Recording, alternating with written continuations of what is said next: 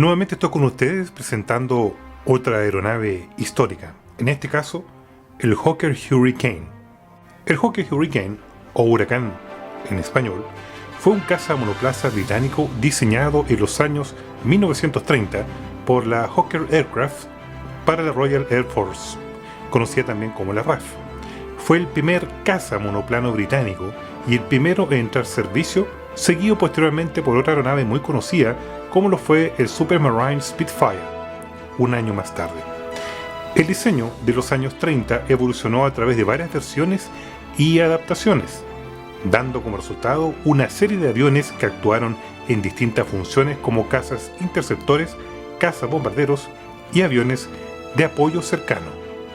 El Hawker Hurricane fue fundamental para el rearme británico ante la inminente Segunda Guerra Mundial y puso al Reino Unido en condiciones casi óptimas para poder afrontar el conflicto desde el aire con un caza robusto y estable.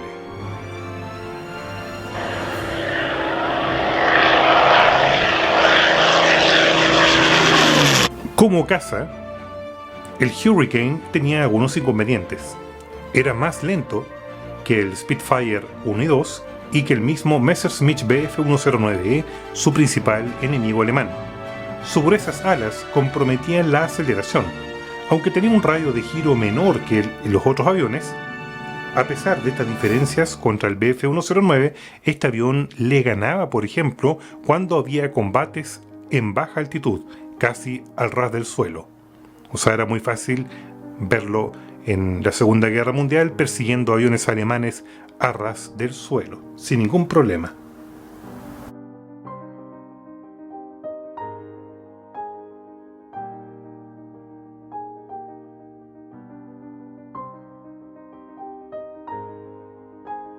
Aunque en gran medida el éxito del Hurricane fue eclipsado por el Spitfire, el Hurricane se hizo famoso durante la Batalla de Inglaterra, donde consiguió en torno al 60% de las victorias aéreas de la RAF entre julio y octubre de 1940 y sirvió en todos los principales escenarios de la Segunda Guerra Mundial.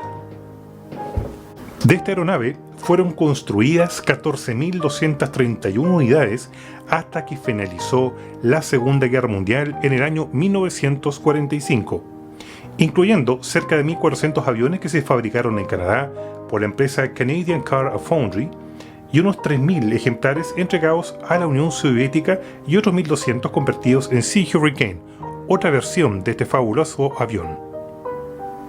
El Hurricane era una plataforma de disparo muy estable y robusta. Un ejemplo de ello indica que en varias ocasiones esta aeronave regresó a Inglaterra gravemente dañada durante combates aéreos y sin embargo pudieron regresar a la base volando y aterrizando por sus propios medios, algunos de ellos sin más daño que agujeros de proyectil en el fuselaje, que muchas veces era de tela.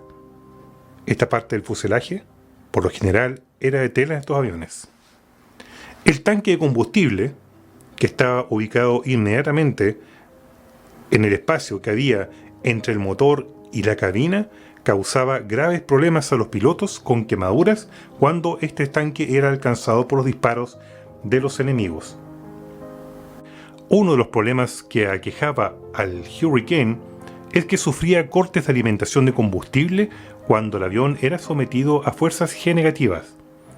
Un problema que no fue solucionado hasta la introducción de un dispositivo que se conoció como el orificio de Miss Schilling a principios de 1941. El problema que tenía este avión es que cuando realizaba un vuelo invertido o un vuelo en picada y era afectado con fuerzas G negativas, el motor cortaba su funcionamiento, lo cual producía graves problemas en combate para poder recuperarlo y poder volverlo a colocar en vuelo. El fabricante del motor de este avión, que era Rolls-Royce, se dio de cabezazos para poder solucionar este problema del motor que se cortaba cuando el avión era sometido a fuerzas G negativas. Aunque ustedes no lo crean, y un dato curioso, y tal como recién comenté, existió un dispositivo que se llamó el agujero de la señora Chili. Bueno, el caso es que Beatrice Schilling era un ingeniero que trabajaba en este caso para la Hawker y diseñó un dispositivo que se colocaba en el carburador del avión para que el motor recibiera solamente la cantidad de combustible mínima que necesitaba para operar, y funcionaba perfectamente cuando la aeronave era sometida a estas maniobras con fuerzas G negativa. De esa forma, gracias a una mujer, el motor logró su objetivo y con ello poder ser una parte importante para poder ganar la batalla de Londres y a su vez ser un precedente importante para la aviación en el continente europeo. Otra historia interesante en relación al Hawker Hurricane es que la única cruz de la victoria de la batalla de Inglaterra y la única concedida a un miembro del mando de caza durante la guerra fue otorgada al teniente Eric Nicholson del Escuadrón 249 de la RAF.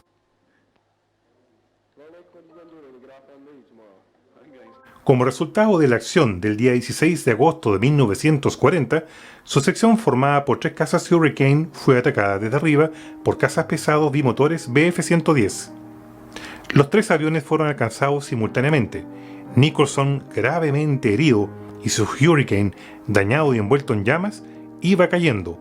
Nicholson, quien iba a saltar, divisó en el horizonte un caza Bf-110 que estaba volando sin mucha precaución por la zona, y él, en vez de saltar, prefirió volver a la cabina, enfiló el avión, disparó y lo derribó.